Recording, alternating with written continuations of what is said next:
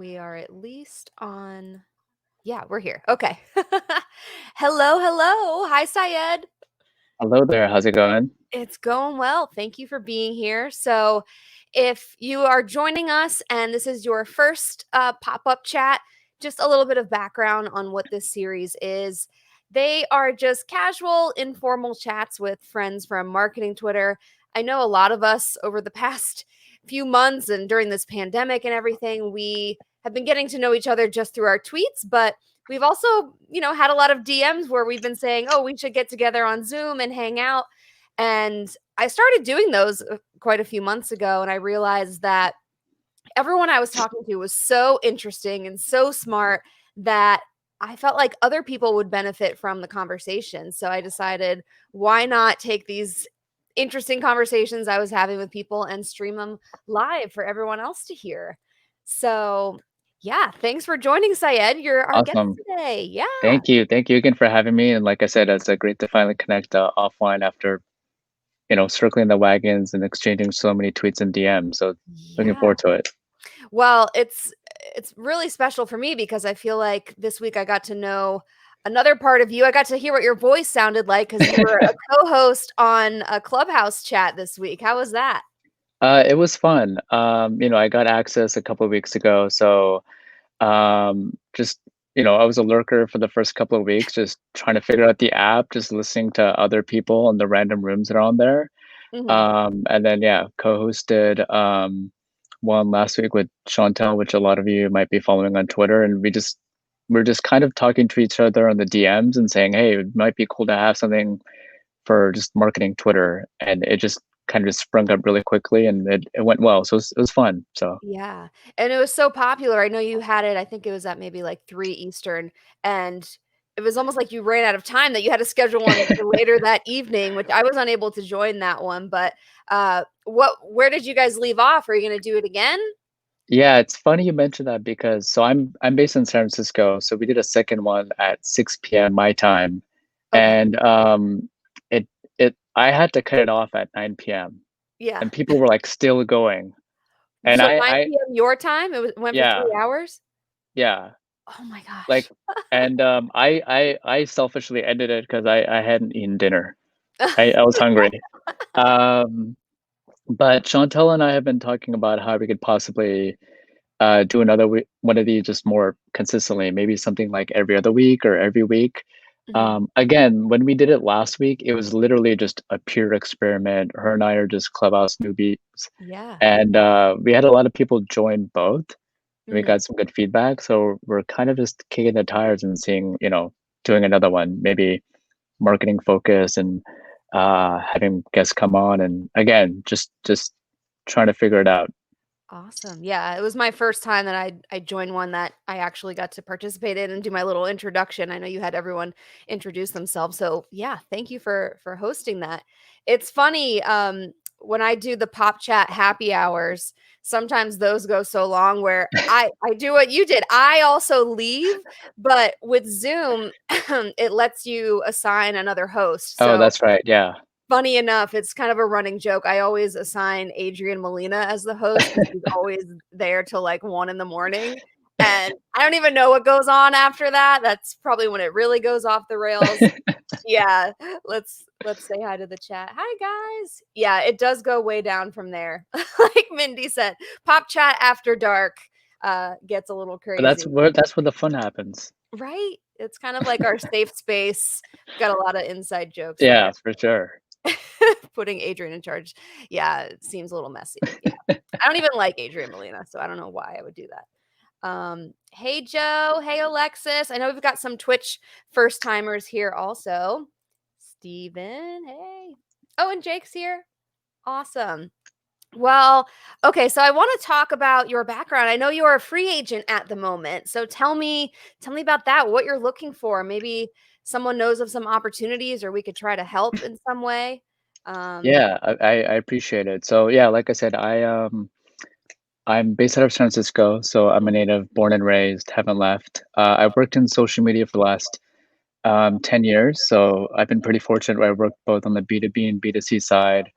I've primarily been in the in-house strategy role, Mhm. but I've got some agency experience. My last day at work was the 30th. So it's never fun, but I'm a firm believer that good or bad, everything happens for a reason. So um, I am kind of just actively looking, but at the same time, I have reached out to a lot of folks older than me who've kind of bestowed their wisdom and told me that I may never get this time again. Yeah. So I definitely have been trying to kind of, connect with folks offline, with you. But also just take the time to kind of just up level my skills and take courses and, learn things that I've just had to put on the back burner just, Yeah. because of working full time. So lots going on. It's kind of good having the options, but I'm in a pretty fortunate and privileged space where I'm able to do multiple things while I job hunt. So that's kind of where I'm at right now. Mhm. Awesome. Are you planning to stay in social media? Like, what types of skills and what things are you looking to, level up on? Yeah, I mean, I would definitely love to stay in social media. I've uh, been at a lot of places where I was a team of one, so literally seeing everything, the strategy, the community management, the analytics, running employee advocacy programs. Um, for me, my forte has always kind of been on the organic side. Mhm. So I've been, trying to learn as much as I can about the paid social side, but also just kind of dipping my toes on the SEO side. The last two jobs we had people in house doing SEO and paid social, so I was able to kind of pick their brains here and there whenever I worked with them or was in meetings. But those Mhm. are just two things high on my radar that I've been trying to just power through this week so far. Yeah, paid social is definitely something I feel like I should brush up on as well. It's just there's so much to know and to learn to run those campaigns and everything. It's a lot. Let's see. Steven says, "Thank you for sharing, Syed. I feel your story. Social media is life." Pretty much, but I relate to you also in the fact that and I think I mentioned this on your Clubhouse. I always preferred working in-house doing marketing for one specific brand because I found whenever I worked for an agency, or at the time I was doing PR for an agency, and they would be like, "Here, write this press release about, the Westin just hired this new director of something, and like write a press release about them." I'm like, "I've never met this person. I don't know why they chose them. Like, what?" I didn't like being so disconnected from the things I was required to write about. Whereas in house, you are pretty much on the sidelines or part of the decisions that you would be writing about or participating in, and you get to live and breathe one specific brand, and I like that, and I think it helps from a creative perspective too, because as you're reading books or you're learning things, you could think about it within the context of one brand and one category versus like, oh, we have a hospitality client and a B2B client, and like, oh, this person does, like, how do you apply those ideas unless it's you're focusing on one brand? So that's something I've always struggled with. Yeah, I mean, I know a lot of folks enjoy being on the agency side, but I just from my own experience, I knew early on it wasn't for me because I went from in-house to agency and then back to in-house, and then Mhm. so I was able to compare the two, and I realized there's something about not knowing the people and not having all the details, Yeah. and then me being on the in-house side, working with agencies, I often like talk to them so casually, assuming they know everything that I do, but they don't. Right. So that's just that's just my own preference. I've always enjoyed being the in-house side because you live and breathe the brand, but at Yeah. the same time, you know everyone who to go to if you need help or advice. Mhm. Um, And you get to tell the agency what to do. So exactly. Yeah, I exactly. I don't know if I could handle just that unknowing of, like, when is a client gonna call and need something tomorrow? And I know, as backwards as that is, sometimes, you have to deliver, or you at least try to deliver. A client could completely derail your day. You never know who's gonna call you and need some urgent help. So, um, Joe wants to know, have you found any good resources for paid social? I'm trying to get some basic knowledge there too. Yeah, so right now, I've been kind of going through the HubSpot Academy. Its primary Mhm.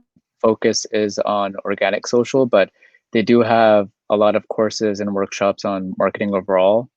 I spoke to someone on Monday, and they recommended Twitter Flight School and Oh, Facebook Blueprint. Those are yeah. internal resources by the platforms. So I kind of dabbled with Twitter Flight School on Monday, Mhm.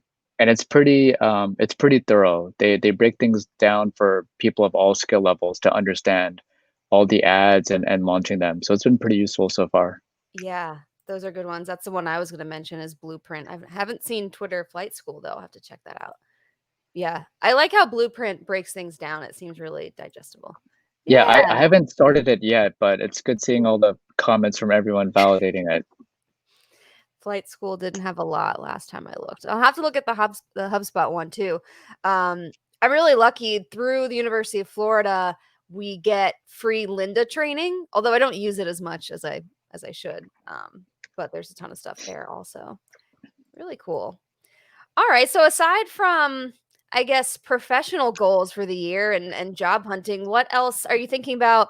Anything just for your personal brand or on a personal level? What are some goals you're thinking about? I know you mentioned that you're a big introvert, but I you're know you here called live me on out. Twitch. Yeah.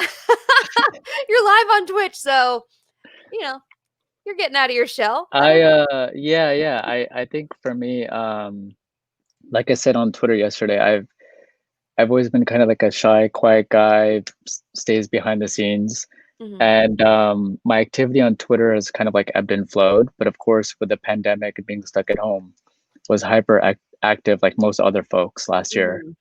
Hmm. Um, and I think for me, I've definitely been talking with folks about just up leveling my personal brand and um, just all the opportunities that have like come from it. So I've been able to like jump on podcasts and um, do things like being live on Twitch Yeah. or speaking at conferences. So that's kind of um, one thing that I've been trying to dip my toes in more this year. I don't have a strategic plan in terms of what I want to do, Hmm. but like I said earlier, I have this newfound free time, and I want to make the most of it. So whatever opportunities that I see, whether it's just chatting with someone offline through a Zoom and getting to know them, or Hmm. jumping on a Twitch with you, or speaking on a podcast, I'm definitely open to exploring it. Yeah. But that's definitely something that I'm just actively trying to figure out and work on because for the longest time, whether it's Twitter, LinkedIn, I've been a lurker. I've Uh-huh. been, I usually just chat with people here and there in the replies, and I haven't been the best at putting myself out there. So I made the joke with folks that I don't know where all these followers are coming from, but I'll try not to let them down. Well, we like seeing more of you. Um, I thought you did a great job hosting the clubhouse. It just seems so natural for you. So yeah, I know there's Thank a you, thank lot you. more. Thinking about doing any writing or any video, I guess what kind of form are you planning to put yourself out there more with? Yeah, I mean, I don't know if I would do more video, but my background's in journalism, so I've always kind of been a writer at heart. Mm-hmm. So thinking about doing, more writing. I don't know Mm-hmm. what that would look like. I don't know if that would be a blog or just the occasional like LinkedIn article. Mm-hmm. Um, and of course, I talked about it earlier about, co-hosting the clubhouse rooms. Yeah. So there's a lot of things that I still need to figure out, but I would say if I dip my toes and go hard in one area, it'd probably be writing, just because that's always come natural to me. Mm-hmm. I think it'd be really interesting because, like you mentioned, you're at this unique point in your life right now. You're between jobs, but you're kind of able to look at it with this perspective as, I'm never going to have this time again, like you mentioned earlier. And I think that'd be something really interesting to document.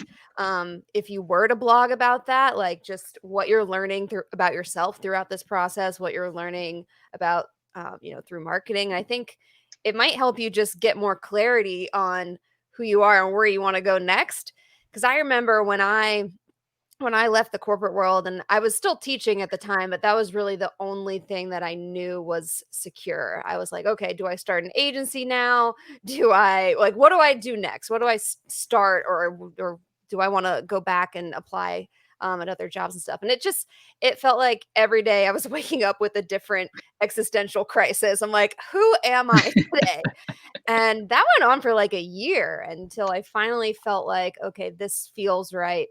This is what I'm going for. So I think it could be cathartic and just eye opening for you. And if you are a writer, to write about that, and I think a lot of people will relate to it and can probably like appreciate that time in Yeah. between jobs a little more. Yeah, I mean, I was unemployed before. This was so I'm 34. This was around 7, 8 years ago. I was working for a health insurance startup that wasn't doing well financially, and that Hmm. company went through multiple rounds of layoffs, and my team and I were part of the first one. Hmm. So, um, when that happened, I definitely didn't make good use of my time. There was a lot of Netflix binging, but also I kind of just jumped into the first role that would take me because I Yeah. just desperately want to get back in. Whereas now I'm 34, I've done a pretty good job of saving. So I'm like I said, I'm in a privileged space where I can be a bit more picky about the job hunt, Hmm. but at the same time, um, there's all these things I want to do. And one of my best friends told me that now is even a time to kind of just dabble in new things or try Hmm. some creative projects. Because again, I don't know when I may get this time again, and I think I definitely want to just mentally recharge before going back and to a new role. So Yeah. again, it's my first week of fun employment, so there's lots for me to figure out and do. Yeah. So it is a little bit scary, but it's also kind of just exciting to kind of Mhm. have all this newfound time and kind of just dabble in everything as it comes along. Yeah, I feel that. I mean, I kind of panicked a little bit and when I started just freelancing, like, all right, this is the first thing I'll try. I'll try my hand at freelancing and just taking on clients.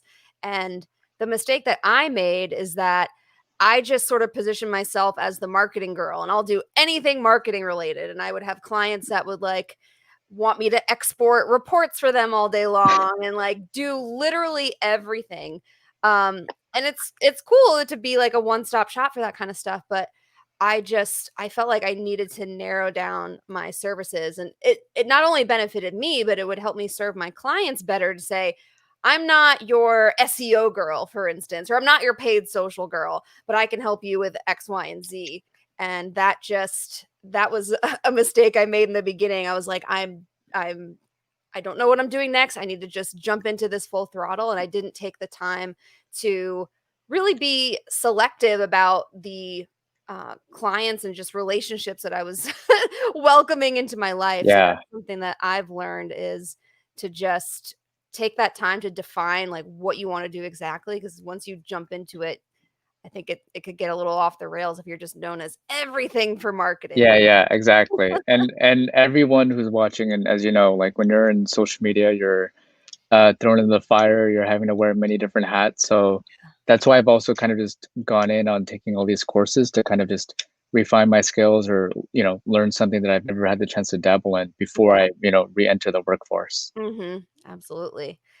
Dakota says, "I feel that right after college, I had a 3-month break where I definitely didn't use my time effectively." Yeah, I mean, I feel like that sometimes just with the whole pandemic after seeing Taylor Swift release an album or 2 albums, I should say, I'm like, I've been thinking about a book idea forever and I can't seem to do it. So Ugh.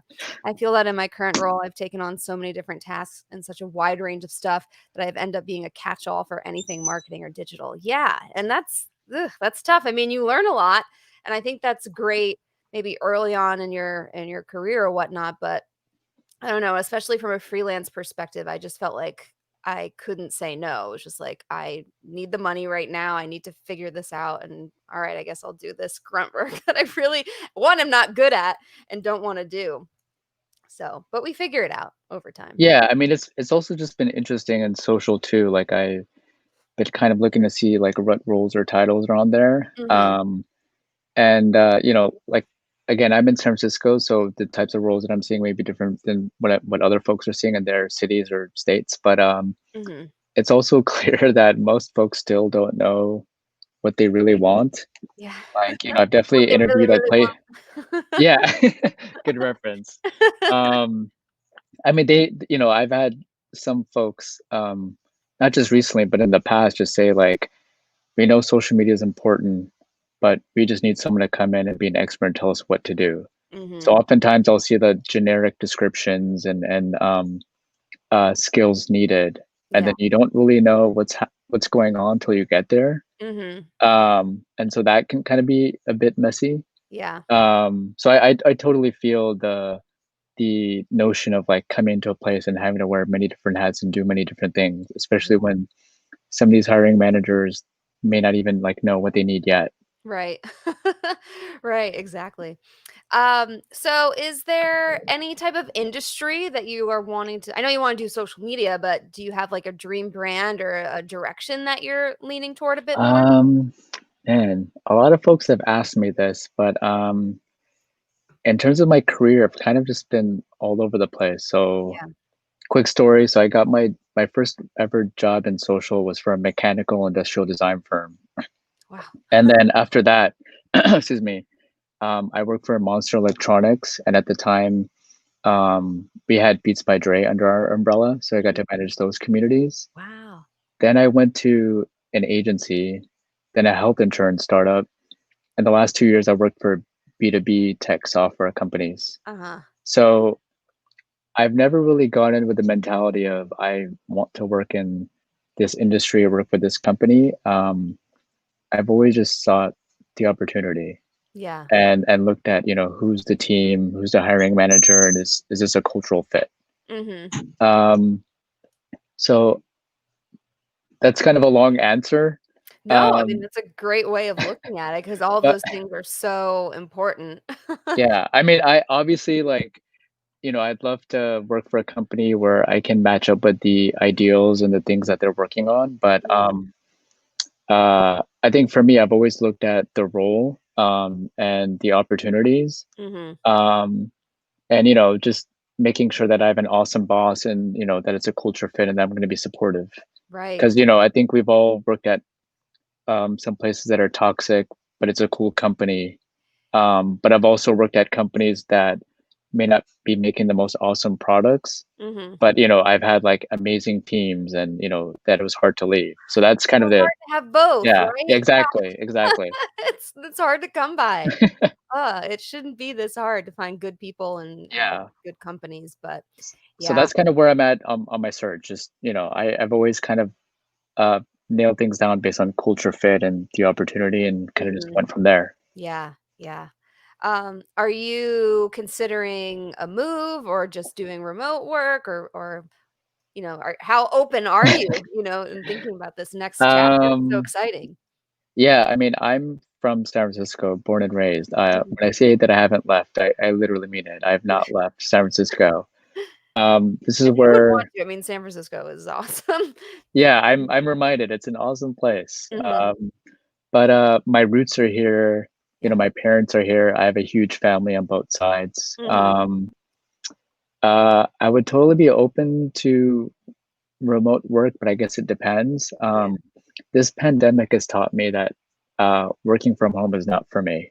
Mm, I enjoy just being in the office and chatting with people and swinging by their desks and having yeah. impromptu conversations. So you're not an Um, introvert. I think for me, like, there's yeah, I guess to an extent, like, I think for me, even if I'm not doing, like, a lot of talking, I Mhm. miss, like, the office environment and the Yeah, energy that it brings. yeah, Like, me sitting at home with the laptop on my lap all by myself, yeah. I just feel like something's missing. It's hard to get in Um, that mindset, yeah. exactly. I mean, I've worked at places that, offered work from home, like, as a benefit, Mhm. if you could do it a couple times a week, and I've enjoyed that. Yeah, But working from home 5 days a week, personally, is just not for me. So yeah, I'm one of those people that whenever we emerge from this, I'm looking forward to being back in an office setting. yeah, yeah. I would love to know what everyone else thinks. Are you guys down to work from home forever? Who's looking forward to going back to work? What do you guys feel? I'm the type of person I I don't know. I think I could work from home forever. I keep it nice and cozy at home, you know. Let's Although it's funny because I do have a lot of coworkers who have said they enjoy working from home because there's no distractions. It's like Yeah, me at home by myself and I'm right, left alone. right. But if kids were involved, I don't know how everyone's doing Oh that. yeah, yeah, Yeah. Yeah, flexibility, I think it should always be, yeah, that's always it's nice to give people the option. exactly. Jay-Z is team work from home for life. Joe, feel like I'd enjoyed a remote role more when we're not in the middle of a pandemic. Yeah. Yeah. Oh yeah, and that might be it too, right? Like we're all stuck at home with literally nothing to do and nowhere to go. It's not like we can Right. work out of a co-working space or a cafe. Yeah, and you can't even really have happy hour or anything, like, after you're home all day to, like, Yeah, go and and do something. It's just like, exactly. "Alright, I'm gonna I stay guess I'll home stay from on my work." couch. Yeah, yeah, just the same place I've been all day. Yeah. Let's see. The future of knowledge work will likely be 80-20 or 20-80 with a balance between office and home. Yeah, we'll have to see how this shakes out. I don't know. Yeah, it's been interesting in the Bay Area, seeing a lot of these big tech companies kind of Yeah. go all in on work from home. So um, I know, companies like Facebook and Twitter and Pinterest are going all in on work from home. So Mhm, post post vaccine, I'll be curious to see, what happens, like which companies are gonna open the office and mhm. or just get rid of their base. Mhm, mhm. Yeah, I've always wondered about San Francisco because you're right, you're in the mecca of social media and tech. Is it as competitive as it seems? Like, if I saw a job in San Francisco that I really wanted, I gotta be honest, I would probably just wouldn't even try. Is that a bad mindset? Where Um, it is a bad mindset. I mean, it's funny. We do have a lot of people coming here, Mhm. but we do have a lot of roles because Yeah. like you said, we don't just have the big companies. We also have lots of small to mid-sized businesses and Mhm. early stage startups. Yeah. So yes, there's a lot of people, but there's also a lot of opportunities as Lot well. to go around. Um, and also, I again, I early in my career, I kind of had that same mentality when I saw a job, especially when it was at kind of like a big or prestigious company. Yeah. But at the end of the day, you have nothing to lose by applying. Right, right. Um, That's good. That's a good reminder for all of us. Because I don't know, I picture him like, they definitely only hire from Harvard, like, what is the point? no, no. I mean, full disclosure, I went to community college for 2 years, and then I went Mhm, to San Francisco State. mhm. So early in my career, I was just like, oh man, I didn't go to a big time school. Yeah, I didn't go to a prestigious university, but no, I mean, I know a lot of people that are in a similar boat as me, like yeah, education wise. So that's a great reminder for everyone. Awesome. Um, okay, I usually keep these to about a half hour, but I wanna know if anyone has any questions for you or anything else we wanna discuss in the chat. Feel free to fire away. I will say that I love your Twitter bio, all your hip hop love, and there was something else in there. Did I write it down? Um, Something else about your bio that I really liked. I just thought it was really, like, I don't know, like, I learned dessert before dinner eater. That is an important fact. I did get partly like inspired by you. I think you sent out a tweet, I think last summer, about being more personal.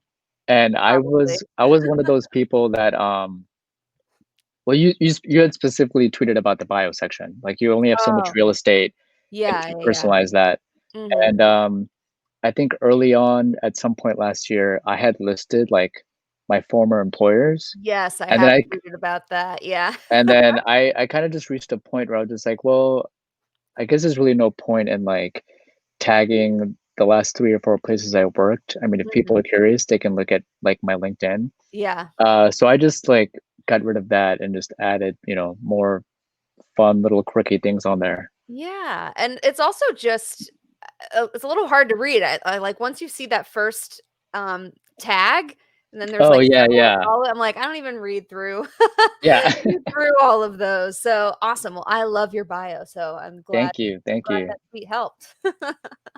So okay, wait, let's see a second here. You're a hip hop connoisseur. So who is your favorite? Who do you listen to the most?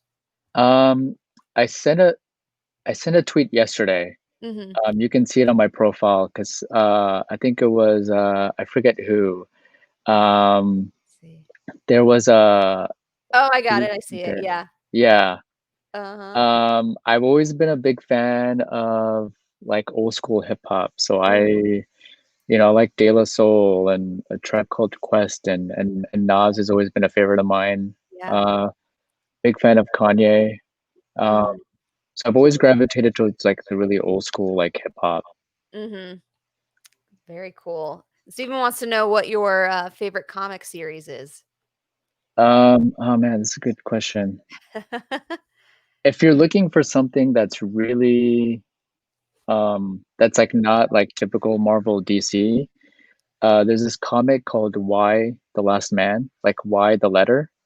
Mm. It's a pretty interesting graphic novel that's gonna, like, be a TV show, but it's basically about this, man with a pet monkey who wakes up and finds out that he's the last man on planet Earth.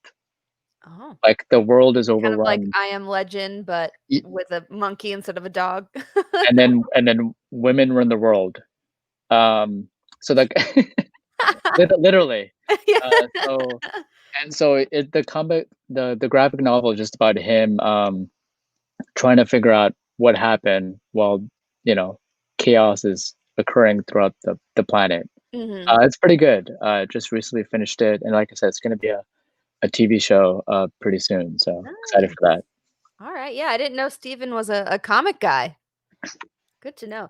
Once I saw you were a hip hop fan too, I wanted to show you this book that my husband my husband got me just as inspiration because like I told you, I have this book idea. I have a few. I don't know where to start honestly, but he told me to check out this book, which maybe you've heard of it, the Rap I Yearbook. have that. I Yeah, have it.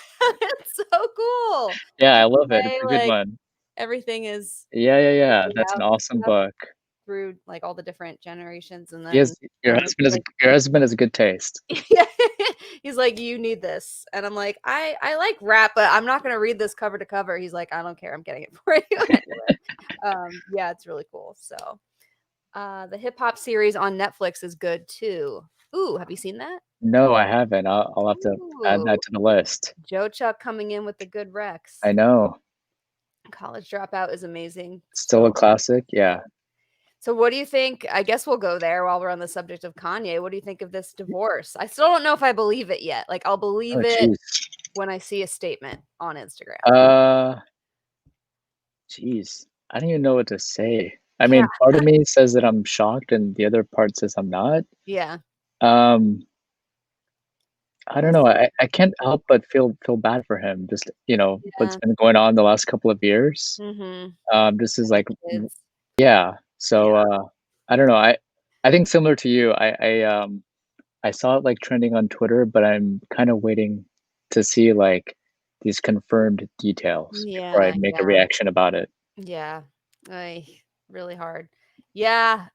Yeah, Michelle, there's, or Page Six reported that they're getting divorced. Um, yeah, nothing, like, super confirmed, but it's floating out there. It's probably still trending somewhere, but, ugh, we'll see. Good PR move for Kim from a business standpoint. Oh, man. The It gets momager. sticky. Yeah, the momager. Oh my gosh. Well, thank you. This was so much fun. I'm glad we got to get to know each other better, and keep me posted on your clubhouses and your writing and your next move. I wanna, keep in touch and see what you're up to next. Of course, this was fun. Thank you so much for having me. Thank It's a you. pleasure. Yeah, and thank you all for tuning in, and, yeah, we'll see you on Twitter. Awesome. Bye, guys. Thanks. More of this duo. Yeah, we might need to do something else soon. Maybe there's a hip hop, podcast episode we can work into somewhere. Maybe, yeah. We'll figure it out. Thank you, guys. Bye.